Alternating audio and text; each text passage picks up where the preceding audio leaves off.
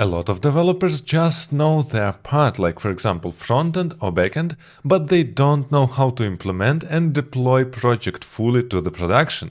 And one of the most important steps here that a lot of programmers are neglecting is connecting your domain to your web server.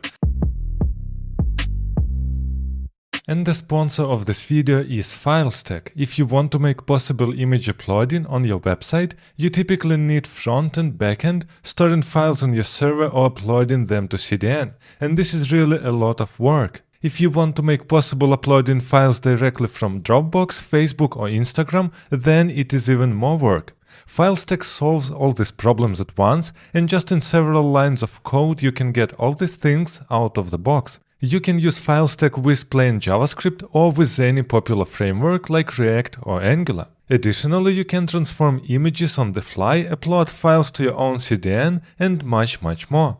If you want to check FileStack, there is a link in the description box below. And now let's jump into the video. And this knowledge actually is going in the direction how web is working. And this is the typical question that you can get on your interview. How web is working or what is happening when we are jumping to domain google.com. The whole web is working with DNS. What is DNS? This is domain name system, which actually means we have a table with key and value. And actually keys are just our domains, like for example google.com, and as a value we have an IP address of the server where our request must go. So person is jumping to google.com, and because of DNS this request is going to our server that we rented. Now the first question is here you want to buy a domain for your website, where you should buy it. And actually typically you buy a domain from Registrator, and we have lots of them. This is just companies who sell domains. The most popular are GoDaddy, Google Domains and for example Bluehost, but there are like hundreds and thousands of them. And it doesn't really matter what company you will choose, they are all doing exactly the same. They are selling domains for you and transfer all requests from your domain to your IP address. Yes, they can have additional stuff, but typically this is the basics. And here I want to show you what registrator I am using myself. First of all, it is not the advertisement, and secondly, I moved not so long ago my domains to Google Domains. As you can see here in Google Domains, this is the website and it belongs to Google, which actually means by default we understand this is a huge company and it will be saved there. Another important point for Google Domains, you don't have any advertisement here. Typically when you are jumping to some registrator, you have a bunch of advertisements about low prices, some domains with some random names, with 30% discount and so on, so they are trying to sell a lot of stuff to you.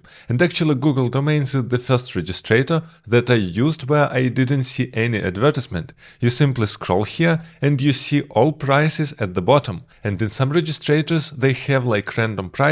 For example, in my last registrator, I got for my com domains different prices every single year. Here, for example, for com domain, it will be always $12, and this is crystal clear for me without any additional costs. Now let's say that we want to buy a new domain. For example, here we can search for our domain, maybe foo-bar, and here we just click get it. And we're checking if this domain is free to buy it. As you can see, it is not free. Let's write here, for example, foo-bar buzz and a lot of Z, and as you can see, this domain is available for 12 euros. So you simply click on the domain here and you add it to the basket, then you must pay for it and you have your own domain. After buying a domain, you will see such page. As you can see here on the left, my domains tab, and here are two domains which belong to me. So our next important step here will be to bind this domain to your specific server, which actually means you must rent a server and start web server there. And I'm assuming that you already rented a server and you just need to bind this domain to your server. This is why you can jump directly inside your domain. And here the most interesting part is DNS. So what we must do here, we must provide two A-type records. We must create one, as you can see here, for our domain with type A, and here on the right we must provide our IP address of the server, and here we're doing the same with www A-type, and here is also our IP address. Which actually means it doesn't matter how we will write our domain, it will go directly to our IP address. And this is all configuration that you must do inside your registrator. Now all your requests will go to your IP address. This is why you must prepare your server for this. And actually here is my website, monsterlessons.academy.com. The main point is that when registrator throws the request to your IP address, it doesn't come just here. It comes to the IP address, like for example 111.111.111 and so on. This is IP address of your server. You can write it directly on the browser, and you can see some output if you will specify a port, which actually means here by default we have port 80, and this is how web is working. If we're talking here about monsterlessonsacademy.com, we don't see here a port, and actually by default every single port is 80. So your server must be prepared to handle this URL, like your domain that you registered, with port 80. And typically for this we're using Nginx. It can be a load balancer, a reverse proxy, or a web server.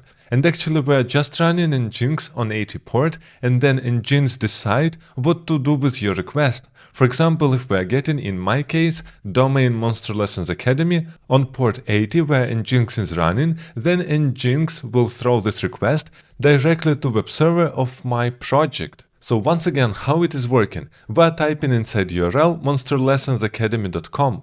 Our registrator throws this request directly to IP address of our server, to the 80 port. And by default, Nginx is started in 80 port. This is why Nginx get this request.